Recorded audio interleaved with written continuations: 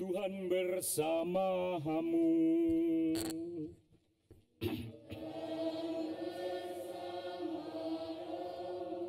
Inilah Injil suci menurut Santo Yohanes. Dimuliakanlah Tuhan. Dalam Yesus berkata kepada murid-muridnya, "Akulah pokok anggur yang benar dan Bapakulah pengusahanya. Setiap ranting padaku yang tidak berbuah dipotongnya, dan setiap ranting yang berbuah dibersihkannya, supaya berbuah lebih banyak. Kamu memang sudah bersih karena firman yang telah kukatakan kepadamu.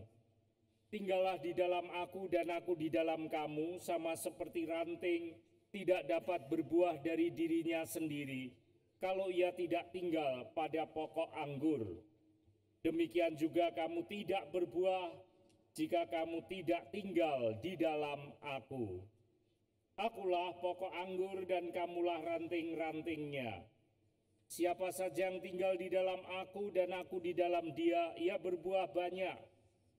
Sebab di luar aku kamu tidak dapat berbuat apa-apa.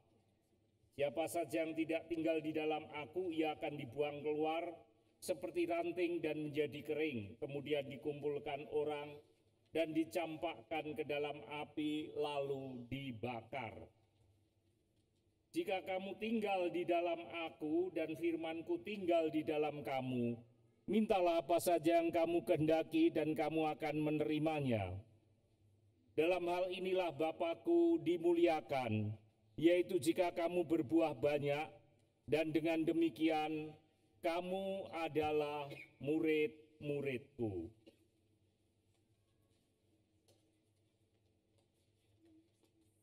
Demikianlah sabda Tuhan.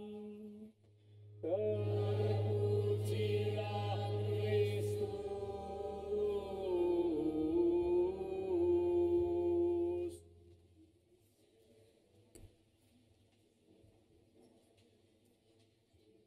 Yesus dalam mengenalkan Allah Bapanya sering memakai gambaran-gambaran bahasanya, hiasan dan lain sebagainya. Hari ini dia mengatakan bahwa Yesus adalah pokok anggur yang benar. Karena itu kita gereja sebagai ranting-rantingnya harus membangun relasi dengan pokok anggur yang benar. Sebab Yesus hari ini berkata, "Di luar aku kamu tidak dapat berbuah. Kamu tidak akan menghasilkan apa-apa, apapun yang kamu kerjakan." Ya. Lebih-lebih menyangkut pengenalan akan Allah Bapanya. Kalau orang sudah mengenal Allah Bapa yang benar, pasti dia akan menghasilkan buah,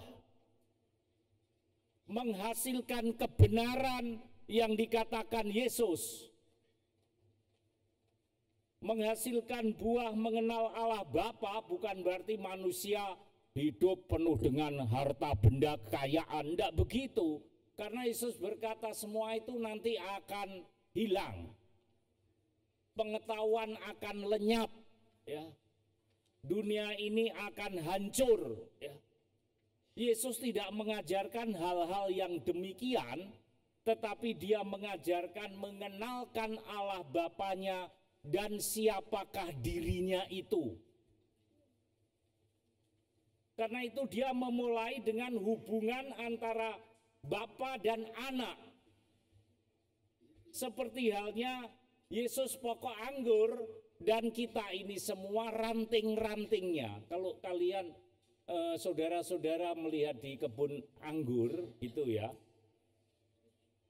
buah anggurnya ada di mana? Kalau pohon anggur itu sudah matang lalu berbuah, dia ada di mana? Pernah lihat itu tumbuhan anggur enggak? Di Batu itu banyak, kamu datang ke sana itu ada banyak Dia ada di mana? Di rantingnya. Di carangnya ranting itu apa sih ya? Itu artinya apa? Kalau kamu tidak menyantolkan diri di dalam pokok anggur yang benar, kamu tidak akan berbuah. Lihat itu, Yesus punya hubungan yang kuat. Kalau dia hubungannya anak, Yesus dan Bapa tidak sedemikian erat, tidak bisa dipisahkan satu sama lain, dia tidak akan berbuah. Yesus berkata, Bapakku lebih besar dari siapapun. Itu artinya apa? Anak pun bergantung kepada Bapa dalam hubungan ini. Maka kalau kamu tidak menyatukan dengan aku seperti aku dengan Bapa, kamu tidak akan berbuah. Di luar aku, kamu tidak dapat berbuat apa-apa. Apalagi soal kematian, gak bisa kita berbuat apapun. Kau punya duit banyak, bisa kalau mati terus tolong beli obat supaya aku hidup. Gak iso, gak bisa. Kekayaan yang kamu punyai tidak bisa menghidupkan kamu. Karena inilah pekerjaan-pekerjaan yang diberikan Bapa. Karena itu dalam Injil Santo Yohanes hari ini bab 15 harus mendekatkan kita pada Kristus, karena kita ini adalah carang-carang, ranting-ranting. Saya berpikir bahwa bab 15 ini, bacaan tentang pokok anggur dan ranting-rantingnya sangat cocok untuk kita, sebab ranting dari pokok anggur adalah persis seperti hubungan kekerabatan, kerabat kerja begitu.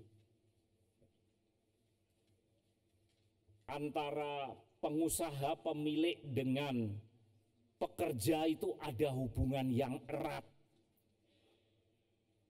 Sehingga sama-sama, kalau karyawan mendengarkan menyatu dengan pemiliknya dan mengerjakan apa yang diperintahkan oleh pimpinannya, ya itu akan berbuah nanti dalam perusahaan itu.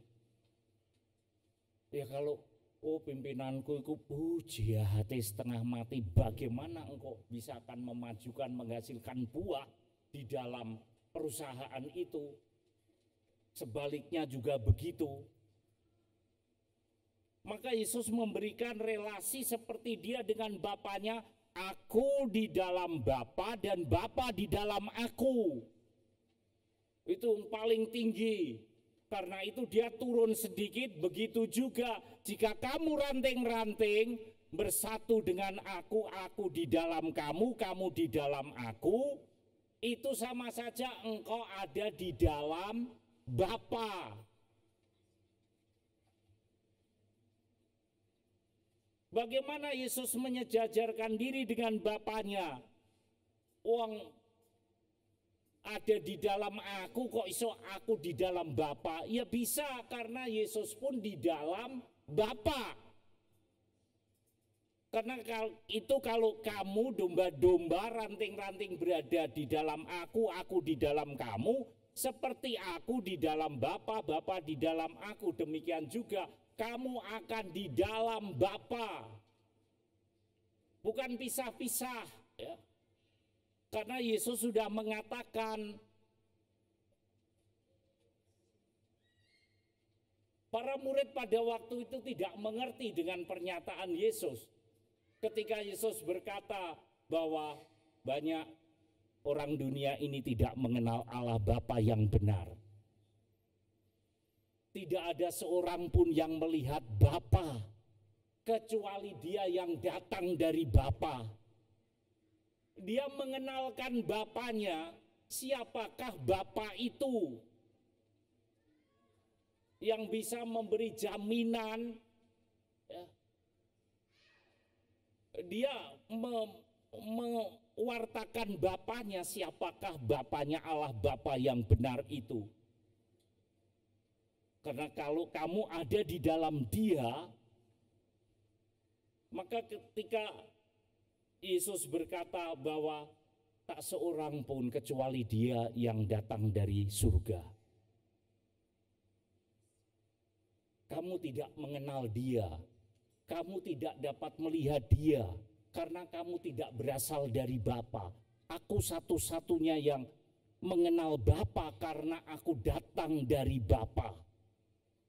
Bapa ada di mana? Ada di mana Allah Bapa itu? Hah? Nggak ngerti? Allah Bapa, Allah yang sejati itu loh, tinggalnya di mana? Ya di surga. Karena itu dia juga datang, bahwa aku kalau Bapa datang dari surga, maka aku juga datang dari surga.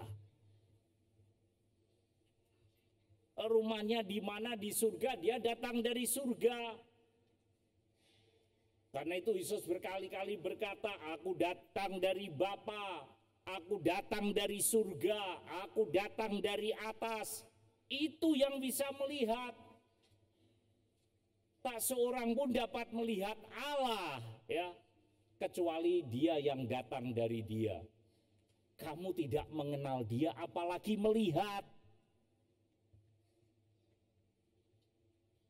Karena kamu tidak mengenal Dia, kamu tidak bisa melihat Dia. Terus bagaimana masalahnya? Kami itu rindu ingin melihat Bapa. Yesus berkata kepada Filipus, loh kamu telah melihatnya, Dia ada di sini. Loh mana? Nggak bisa, ya. Mana? Kami ingin, makanya tunjukkan Bapa itu sudah cukup bagi kami, Yesus. Karena itu Yesus menjelaskan pada murid, Dia ada di sini. Karena Yesus sudah menjelaskan, Bapa ada di surga, aku datang dari surga. Maka Yesus kan berkata, nih Bapa sudah ada di sini. Lu bagaimana? Karena murid-murid pada waktu itu masih melihat Allah Bapa itu sendiri, Yesus itu sendiri. Kalau misalnya ada pernyataan, suatu saat nanti kelak engkau akan melihat anak manusia Yesus ada di sebelah kanan. Gambaran Anda bagaimana itu? Ayo, saya pengen tahu. Kalau ada pernyataan di firman, nanti kamu akan melihat bahwa anak manusia Yesus itu yang ditinggikan nanti, engkau akan melihat Dia duduk di sebelah kanan Allah Bapa. Bagaimana Anda menangkap ini? Pasti pikirnya gini, ini nanti ada Allah, terus Yesus kita lihat duduk di sebelah kanannya. Kamu tidak akan lihat itu. Itu bahasa gambaran. Tidak akan melihat. Tapi Yesus menjelaskannya kepada Filipus. Kau sudah mengenal Dia. Kau sudah melihat Dia. Enggak, tunjukkan Bapa itu selesai. Sama seperti kita. Kita mengira bahwa Allah itu ada. Ini Allah Bapa, ini Allah Putra, Yesus ini Allah Roh Kudus. Jadi sendiri-sendiri. Enggak, kau tidak akan melihat. Tidak akan melihat. Karena itu Yesus berkata, Filipus, kau ini sudah sekian lama bersama aku, tak jelas no bolak-balik, kowe kok ije nae, gak ngerti-ngerti sih. Untunglah Yesus itu jauh lebih sabar lagi. Dulu Ahok diprotesin orang, dia mengatakan bagaimana? Ngadepi orang bodoh, itu kamu yang harus lebih panjang sabar. Karena kalau kamu tidak panjang sabar, dia tambah bodoh. Karena dia sudah bingung, apalagi kamu minta, masa ngene gak iso dipeksa-peksa. Malah puyeng-puyeng dia, tidak ngerti-ngerti. Yang pinter, cerdas harus lebih sabar. Untunglah Yesus itu begitu panjang sabar kepada murid-murid yang tidak mengerti itu. Kau sudah sekian lama bersama aku Filipus, kau masih tanya tunjukkan Bapa. Berkali-kali sudah saya jelaskan kepada kalian semua. Iya maka tunjukkan. Wes ngene lo, Pus Filipus, kesuwen aku iki jelasno ke gak paham-paham. Wes ngene ae. Sing ndelok aku, kowe ndelok aku gak iya kowe ndelok Bapa. Bagaimana itu? Karena aku dan Bapa adalah satu. Selesai. Karena Bapa itu roh, kamu ndak bisa lihat kecuali yang datang dari sana. Atau kalau ingin kamu kan ndak tahu jiwa saya. Nggak tahu kan? Penolong, pemarah, atau apa, nggak ngerti itu. Karena jiwa nggak kelihatan, apalagi roh lebih tinggi.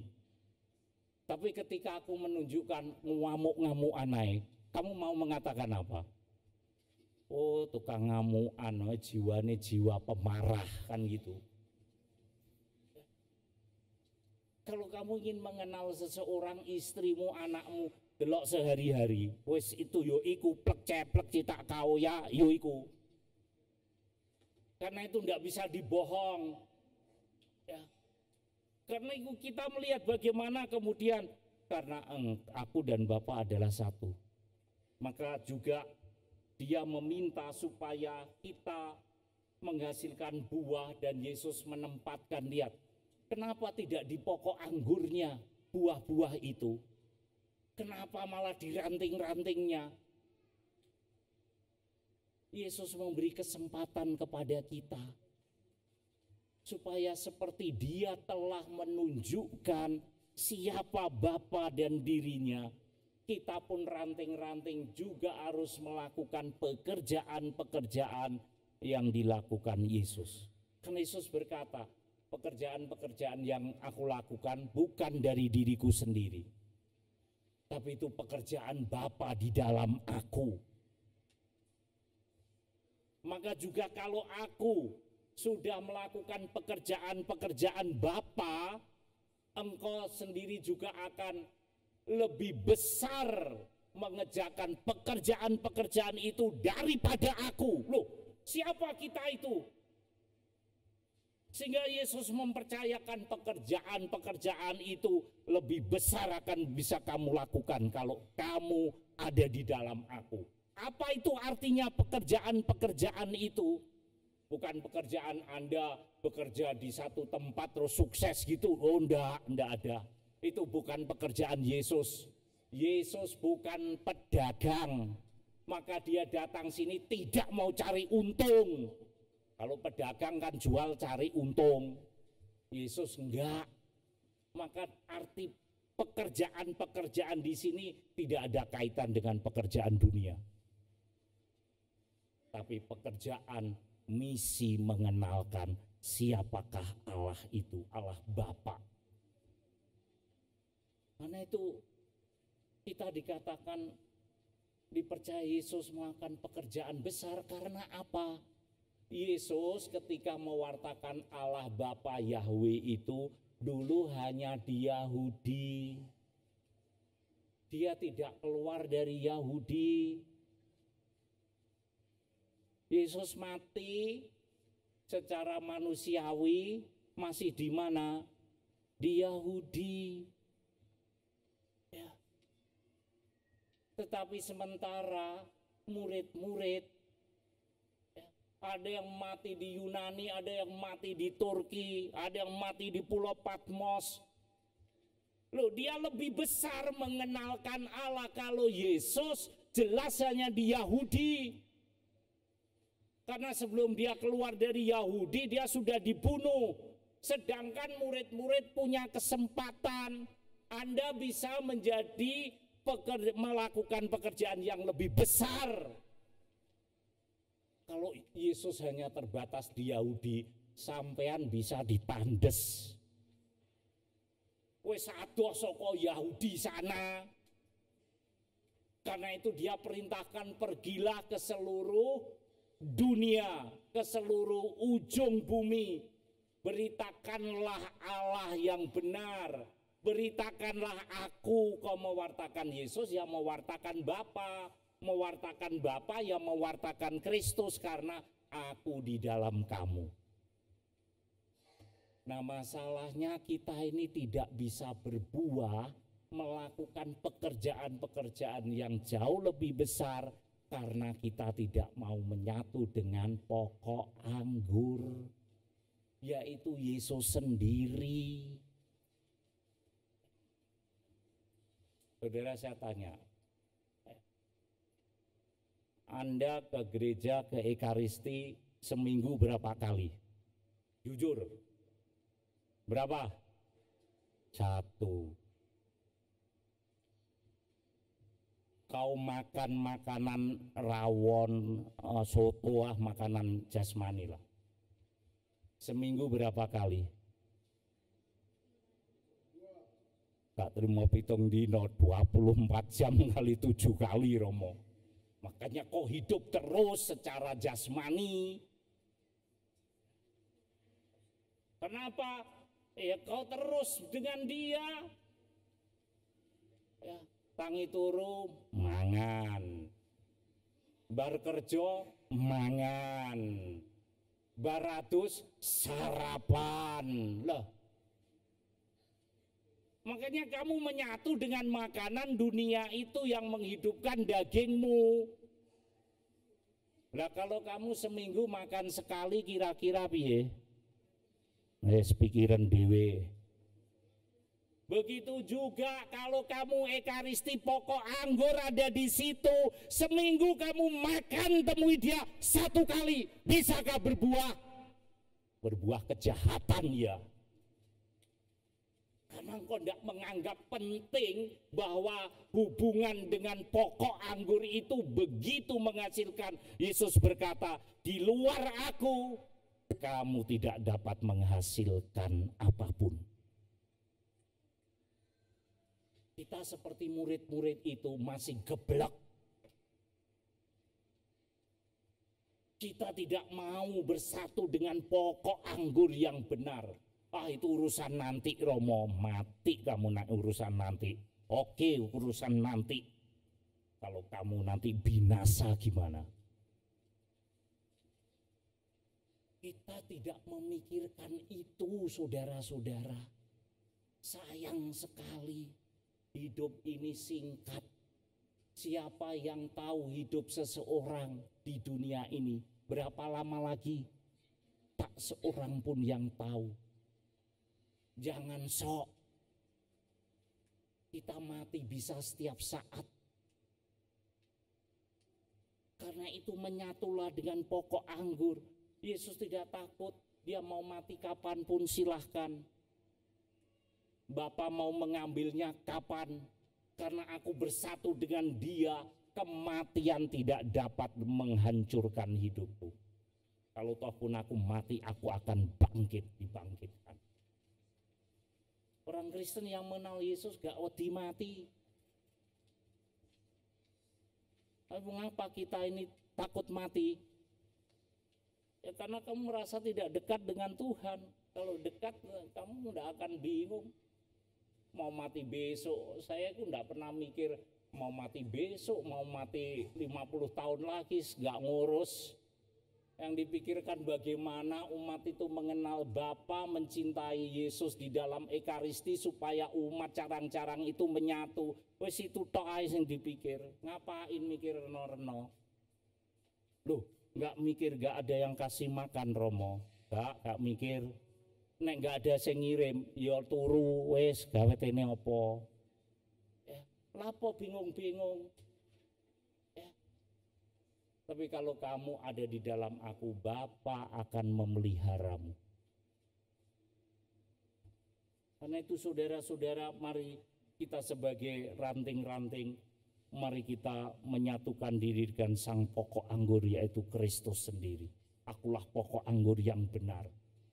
Barang siapa ada di dalam aku, kalian akan berbuah banyak.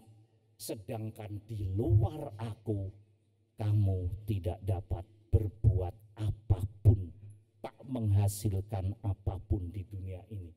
Karena itu marilah kita sebagai ranting-ranting menyatulah dengan sang pokok anggur yang benar agar kita kelak menghasilkan banyak buah. Tuhan Yesus pokok anggur yang benar memberkati kita carang-carangnya. Amin.